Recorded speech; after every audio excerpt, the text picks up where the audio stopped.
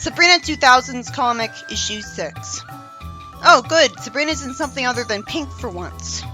Hilda complains out loud that the museum's display on the history of witchcraft leaves a lot to be desired, and Sabrina tells her to shush, and somehow doesn't trust her judgment on this. Hilda complains that there's so many inaccuracies, and nothing about their persecution up in Salem, Massachusetts, and she was there. I remember this story. Logically, why is the guard merely shushing Hilda instead of properly reacting to the fact that Hilda's talking like she's a witch herself? Sabrina says they haven't seen the whole exhibit yet, and the guard cop person says that the Salem exhibit is in the next room. Sabrina points out a scale model of the town, and Hilda and Zelda had a cabin west of downtown.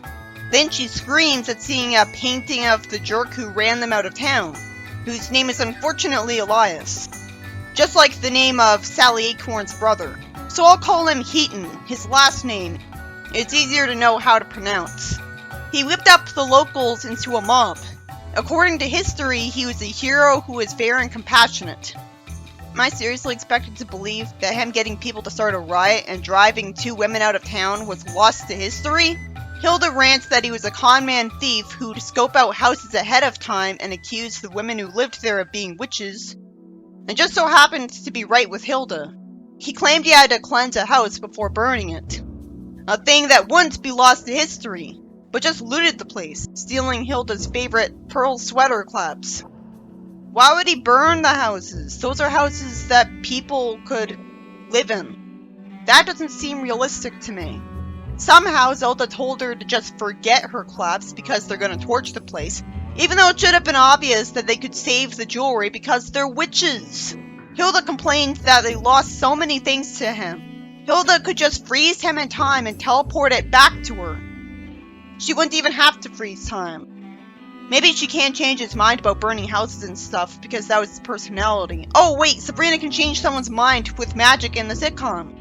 She could change his mind and then prepare a niceness potion for him in case he changes his mind back from force of habit. This would only make sense if they were given a herb that got rid of their powers for a little while. But even then, a mortal would need a witch to tell them that the herb could do that. Or get really, really lucky.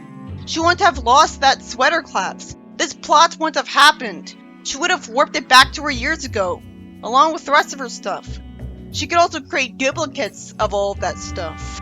Also, sure was stubborn of Hilda to have a short bob haircut or whatever all the way back then. Not even trying to blend in there. She sees it on his jacket in the glass thing, and the guard asks her to leave for banging on the exhibit. He says they sell a reproduction of the claps at the gift shop, and she threatens to turn him into a frog, but Sabrina clears her throat, and I guess that magically convinced her not to, when the Hilda from the 70s comic would have done that anyways. But this is nicer of her. Logically, she would just point at him to freeze time and warp the claps home, and then use magic to replace it with a gift shop reproduction, or even duplicate it so that no one would ever know she got the real one back. She lies to Sabrina that she lost an earring arguing with the guard, when earrings are put in pierced ears so they can't get lost that easily. Although, it is possible for someone to lose an earring. She makes herself invisible to slip past the guard and zap open the cabinet to take her claps back, and replace it with the gift shop replica. The security camera would obviously catch the cabinet opening. In fact, wouldn't that set off an alarm? I imagined her teleporting the claps to her and then warping the other thing into the cabinet. Why does she think she needs to open the door? She's already using magic just to open it. I'm glad she's not opposed to using magic in the first place in this story, though it makes her hypocritical for telling Sabrina not to be reckless with magic. Then it turns out that when she opened the cabinet, she freed the ghost of Heaton, who is somehow trapped in there by, I don't know, anti-ghost material? And I always wondered why he was allowed to exist on Earth as a ghost, let alone why his ghost was in the clothing instead of in a grave, which would probably have his clothing in it. Why isn't he in hell right now? Is it established here that there is no heaven or hell in the Sabrina continuities? If we were only told to that, that would explain why ghosts are a thing in all of them. But if the 90s comic is canon to this, taking place in the future, then there is an other side because a sailor ghost went there. He senses a witch at work and goes to hunt Hilda down, giving the guard a sudden chill as he flies by him. Okay, I'm forced to assume that he's invisible to everyone who isn't a witch because of reasons. Because if he was visible, a camera in the museum would have caught him and that'd end up on the news. Is there just a worldwide spell that was cast so that every witch born can see ghosts and nothing else can? When Chloe was invisible, the artist made that clear while also making us able to see her because we're the audience. If he's not invisible, he'd realistically cause a panic if anyone spotted him. But I guess the spy witches made people forget that. In the comedy page, Quigley tells Salem to not chew any of his plants while he's leaving for the garden center, and wastes a ton of time listing every single plant he has. If he wasn't an idiot, he'd just tell Salem to zap up duplicates of the plants and chew on those instead. Salem gets tempted to eat them because he mentioned it. I guess Quigley thought Salem would eventually notice he was gone, so he couldn't get away with slipping out of the house and not telling anyone, which would mean Salem wouldn't go into the solarium at all. So, couldn't he protect the solarium by simply locking a door? It's confusing that he has a giant spider there to trap Salem in a net. How did that get here? In the next part of the main story, Hilda calls Sabrina Honey Bun and tells her she enjoyed their trip to the museum. That was surprisingly nice of her. Zelda tells Sabrina they'll be home early, and Quigley's in the greenhouse if she needs anything. Sabrina tells her aunts to have fun at their friend's party. Wait, her stuffy aunts go to parties? Well, they did in the sitcom too. They're just so strict with Sabrina. Granted, it makes logical sense because Sabrina's a reckless idiot, so discouraging her from casting spells that would inevitably backfire makes sense, but it does make for a fun story to have Sabrina actually listen to them and barely cast any spells. Hilda's done all the magic so far, and it was just 2 spells, and we're 9 pages in. Heaton points out that Hilda's leaving her niece unprotected. Quigley's in the house. He thinks he can dispose of Sabrina, which logically I can't imagine him failing at, when she's that dumb. And reveals that his witch cloak spell is working perfectly, and none of the spellmans are able to detect him. Wait, he's a witch? Either that, or ghosts have spells too for no reason at all. So that's a special level of evil, if he was a witch and was persecuting witches for his own gain. That's decidedly less realistic and historically accurate, but it's way more interesting and fun. So good. Won't he stab Sabrina effortlessly from behind? Or if he can't interact with physical objects, then what makes him think he could do anything to her? Well, he could possess her and make her kill herself, but this isn't a terrible comic, just a bad one. Even Sabrina is technically a physical thing, if a living thing. He doesn't have hands, so he'd have to hold a knife in his teeth. Sabrina yawns and says she needs a nice hot cup of tea. It's interesting that an American teenager like her drinks tea. He can interact with objects, because oh never mind, they've got a spirit shield around their house. So it's not like he crashed into the window. He says that the spirit shield won't stop him. Why weren't we told that the reason he didn't escape from the museum a lot earlier is that the thing he was trapped in had a witch's spirit shield around it? While the shield came as a surprise, it was intelligent of the ants to be prepared for poltergeists. It's smarter than the versions of the ants who didn't do that in the previous comics. So really, it's not a Deus Ex Machina because it's not forced. And it was worth it being a surprise for the sake of making the joke more funny when he crashes into it out of nowhere. I guess the reason I was surprised by the fact that they were smart enough to use a spirit shield is that they're usually idiots in my eyes, discouraging magic use that isn't evil. It turns out the spirit shield doesn't even extend past the house. You'd think they'd make it extend to their entire property, and thus protect the backyard too. What, is there somehow a size limit? It's freaking magic! He would have a chance of causing an accident outside, but it wouldn't be in her front or backyard. All he'd have to do is wait for Sabrina to walk to school. Sabrina calls out for Salem, and I remember this is a pretty silly part. He thinks that she knows he's here because why else would she call out his hometown's name? Even if she knew he was here, that obviously wouldn't make her call out his hometown's name. She'd just scream and say there's a ghost. Also, wouldn't he make himself invisible to everyone, not just witches? Wouldn't that be a thing any ghost could do? He confusingly calls it quaint that there's a cat named Salem who stops and itches himself. It turns out he saw Heaton even though he's a witch too. He has magical powers too. Sure, he's not female, so he's a warlock, but a warlock's just a male witch. Salem says he put on the ear-scratching routine so that Heaton wouldn't know he spotted him. I read the story as a kid, but I don't remember this at all. Probably because it was such an unintuitive plot point that I couldn't memorize it. It turns out Sabrina can perfectly draw the ghost that was described to her. Unfortunately, Salem lampshades this and says that she could have a career as a courtroom sketch artist. Sabrina tells Salem to go see what Heaton's up to. It turns out he's headed for the greenhouse. Since when was there a greenhouse out on the front yard? I guess it was always there. Or maybe it was just moved here. Heaton says that this mortal is also part of the family. How did he know that on sight? Then how was he able to make sure a giant spider was in his solarium? Did he borrow a magical potion or something to make a spider grow huge? He tries to go after Quigley to spite Hilda for being a witch, but Salem zaps Heaton with electricity, and somehow Heaton politely complies when Salem tells him to show himself to Quigley. He says he'll become tangible so that everyone can watch him kill him. He says that because he's been a ghost for over 200 years, he's learned some moves, like how to throw out eye lasers. This is taking the Danny Phantom approach to ghosts, where they can do any magic the plot demands. No wonder I thought he was a witch. This makes no sense. Apparently that's how ghosts work in the Sabrina universe, but why would anyone give mortals magical powers they'd obviously abused just because they died, when they aren't trusted with them in life? How did he learn some new moves trapped in that cabinet for 200 years? He wouldn't ever think he could do that stuff. Wouldn't he have eye laser blasted out of it then? If ghost mortals had powers, the witches would take them away immediately for this very reason. We'd obviously have found out about them. Salem jumps over the laser and acts arrogant and threatens to hit him with an energy ball instead of just doing it already, or better yet, casting a spell to freeze time. Is Heaton immune to magic just because he's a ghost? Couldn't he use magic to force him to stay still? Couldn't he depower him? Sabrina opens the door, asking if everyone's okay, I guess naturally assuming that Salem already won. So Heaton's able to choke her with his ghost tail.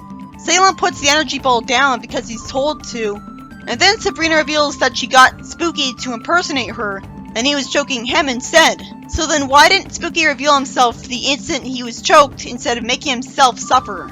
No wonder I didn't remember this.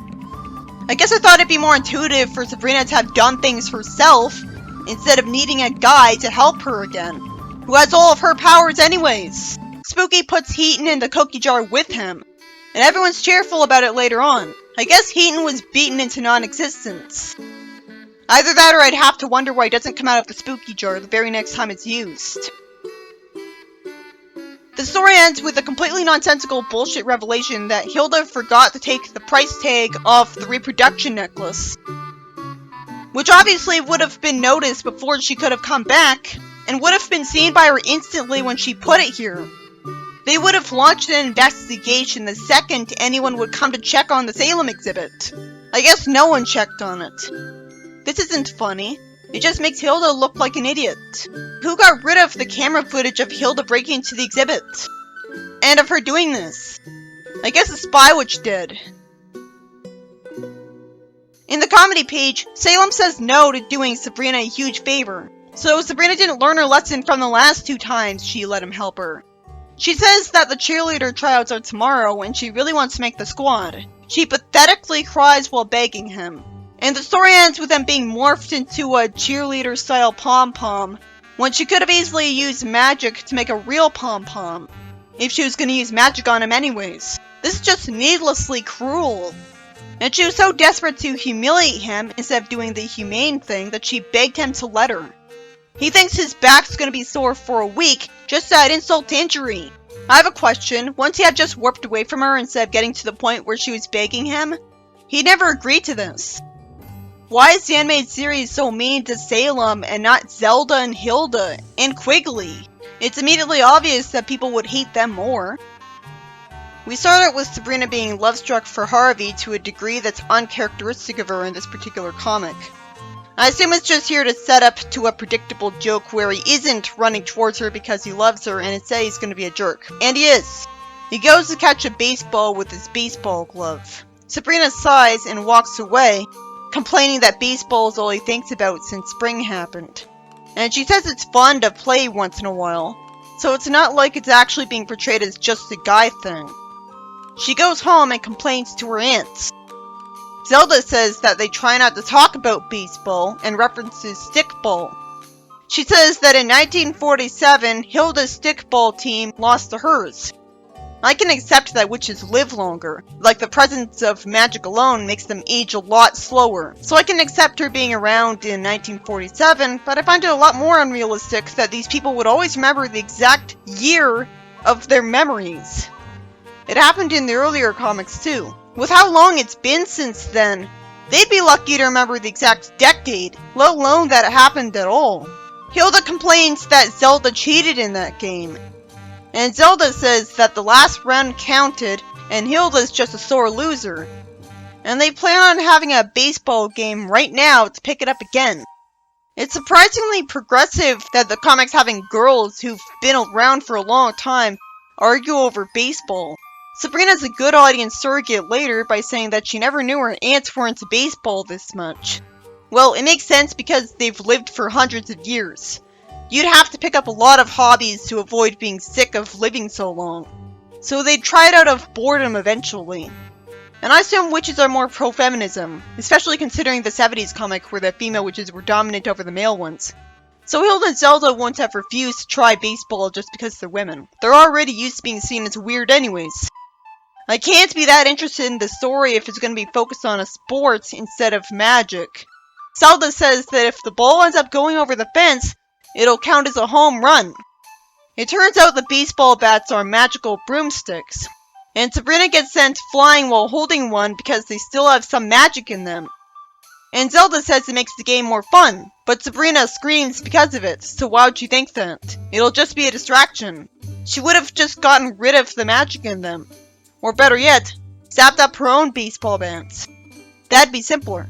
Salem throws a baseball, and its path curves with magic so that Sabrina can't hit it with the baseball. Then Zelda has to warn Sabrina to watch out because Hilda's sending a ball over to her with flames trailing behind it. Logically, she wants to put her in danger like that. Then there's a visual pun where a giant fly carries away Zelda. And Quigley hits away a ball and Zelda turns the ball into lead and makes it fall. I'm really thankful that there's a lot of magic here to spice up something boring, since I don't care which one of them wins. And it's every panel, just like I wanted. Hilda's right, Zelda did cheat, because they're all cheating right here. But I guess it's fine because everyone's doing it, so everyone's on a level playing field. Sabrina hits a home run for Zelda. How did they decide which aunt Sabrina will be batting for? I guess they flipped a coin. Hilda uses magic to summon a thundercloud with lightning to call the game, and she's insulted for cheating and claiming that she's still undefeated. With that, the story ends. I'm glad it's not a boring story about Sabrina trying to get Harvey's attention away from baseball when she should go after someone better. I'm glad it's not a story where Sabrina plays baseball the normal way. For once, this seems to be a story in the comic that's got the same amount of magic as the earlier comics. This is like an earlier comic story. If only they continued this trend and made every story this fun. It was unpredictable what exact spell I'd see next. The next story starts out with Sabrina saying that she saw a great show about lions. And Salem says it's inspiring and makes him want to explore his feral feline roots even though he wasn't born a cat. Sabrina doesn't address that and instead says that he's so domesticated that he wouldn't last. Hello, he has magical powers? Salem says he'd be great at stalking and cooking a zebra. The word bâtard there makes me think of the French word for bastard, which is just that, but with a circumflex above the A. He chased a toy mouse, as I wonder why Sabrina isn't having faith in Salem when he has magical powers. But if he was really following his feline instincts, he'd be acting like an actual cat. So he won't have that advantage. So if he used magic, he wouldn't be proving his point. I know why he wants to do this. It's because he's bored. Sabrina says that Salem couldn't spend one night in the wild, and offers to pitch a tent at the state park campsite tonight after asking Hilda. After a brief panel where Salem blathers on so much about the electronic conveniences he wants to take with them that I stopped reading. When I thought he wasn't gonna show he wanted a comfy life until after going out in the wild, Hilda tells them to call her on the cell phone and not use magic. If they didn't, it'd make for a relatively boring story. Salem fortunately points out that the lions on TV weren't carrying backpacks, meaning this isn't him following his feline instincts in the wild like he was fantasizing about. Then why are these idiots doing this? He falls over from the heavy backpack, and then he wants to visit a hotel after getting tired of hiking. I wish he explained that the reason he didn't just warp to Africa and try to hunt a zebra right after he fantasized about it and kept things simple was that even he knew that he'd just get exhausted running after a zebra. The whole thing wouldn't have happened if he had tried to hunt a zebra first, unless he begged Sabrina to get him used to the wild. But even then, that wouldn't change how well he'd do chasing down a zebra. Sabrina sets up a tent and tells Salem to gather some wood for their campfire. Normally you wouldn't have a tent when stuck out in the wilderness. So even a tent is a modern convenience, let alone a backpack. And yet magic isn't allowed. Even tents kind of miss the point of camping, because you can escape from being outside by going into them.